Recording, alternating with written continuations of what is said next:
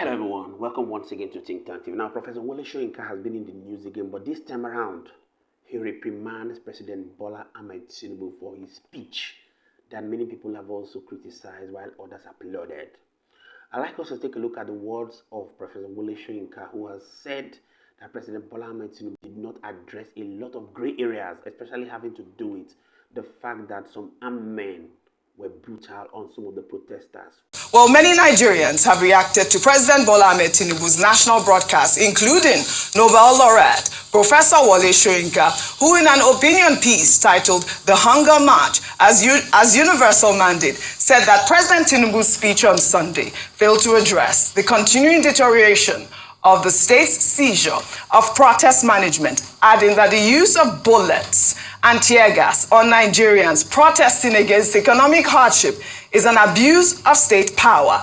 The playwright went further to state that the manner in which security operatives treated the protesters condemns the nation to a seemingly unbreakable cycle of resentment and reprisals. His statement reads in part: "The tragic response to the ongoing hunger marches in parts of the nation, and for which notice was served, continues a retrogression that takes the nation even further back than the deadly culmination of the watershed NSAS protest. It evokes pre-independence, that is, colonial acts of disdain, a passage that induced the late-stage pioneer Hubert Ogunde's folk opera, Bread and Bullets, earning that nationalistic serial persecution and proscription by the colonial government." I mean, Wole Soyinka is speaking at this time. Rufai, I'd love for you to juxtapose both stories. Juxtapose. I like that word. So a couple of things. Number one, please. In the words of Soyinka, one love, keep us together. Enough of all this ethnic rhetoric. You guys need to understand that this ethnic rhetoric is a delusion that the politicians are using to divide us. Aren't we ashamed of ourselves? We are hungry, we are poor. These politicians, when they are looting, they don't think of the tribe they are from. Look at President Tinubu's cabinet. There are people from every part of the country. But they come together. They're belly full and we're hungry. We, the hungry men, are the angry men fighting each other. And like Frantz Fanon said, oppressed people who want to oppress others. So this resource, like we're talking about England, that people are fighting for and say they are desecrating Lagos, it's because we are all hungry.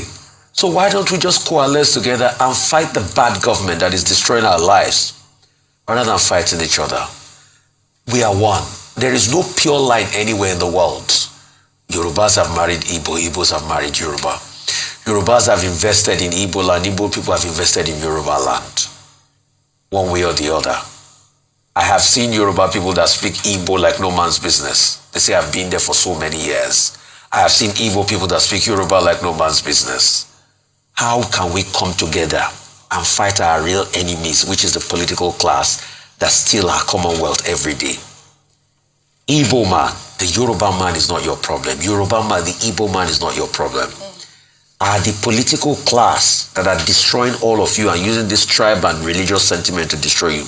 Those are your real problems. Right. Please come together. Secondly, as regards Professor Wole Soyinka, what he said is spot on. Right. And kudos to Professor Wole Soyinka.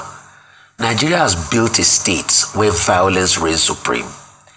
You know, they were talking about violence happening. We are now seeing this role the state is playing in violence.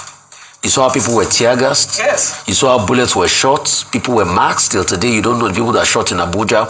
Live bullets on the ground. And it's a mindset where we think you use violence to usurp the other person.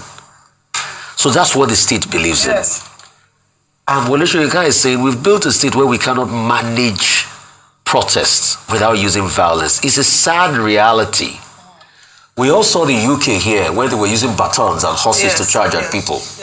Did you hear that anybody, they fired live bullets? Not at all. No, but you know, we have enthroned a state that has no respect for its citizenry. You impoverish the people, then you are so quick to use live bullets on them. Not even hot water cannons. So that's the kind of state we built. And that's why I'm happy Wole Soyinka is saying it. Yes. Because if when he protested with them Tinubu in 2012, Jonathan had said police officers on the street and army should go out there and shoot them, maybe some of them will not be alive today. Absolutely. But you know, he because made so many valid yes, and points that's too. why he made that point, and that's why he said it's a replica of the play of Abatogunde, Bread and Bullets, which was exactly how the colonial used to treat us. You see, the sad thing, OJ, I can't understand is that we complain that the colonial masters treated us so bad. We are treating ourselves worse than the colonial masters. All right, you know, he made so many points. He even said that hunger protests are not peculiar to Nigeria. The nation's security agencies should emulate alternative models and, you know, civilized and advanced security intervention. You have seen it for yourself. Now, like I keep saying, our duty is to do well to constructively criticize those who do not do good in society and appreciate those who do good in society. And people must understand that this has nothing to do with any personal dislike for any person, but it's in a bid for us to have a better society. For this one, Professor Wole Soyinka was apt for him to come out and reprimand the president in areas he thinks he didn't do well. The truth is that I keep saying it that President Bola Tinubu yesterday missed a golden opportunity to address Nigerians and hit the grey areas. For goodness sake, there were flashpoints that Nigerians were highlighting and saying that this is what our problem is. These are the areas we want you to tackle, especially in the area of management of the resources.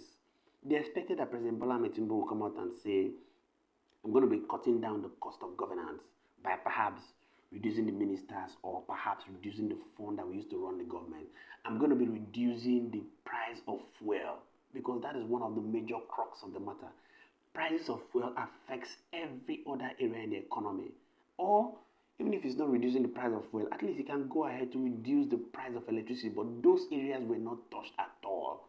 President Bola Tinubu was only displaying the things he has done, which to Nigerians, it does not affect the common man on the streets. The major bone of contention was that we are hungry and we want you to do something about it.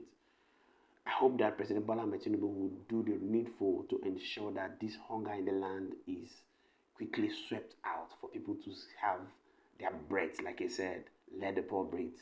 Please do want to drop your thoughts in the comment section. Let's get to know what you think about Professor Wole Soyinka's reprimanding of President Bola Tinubu. We shall continue to be here to serve. Many thanks indeed to all our viewers and returning subscribers.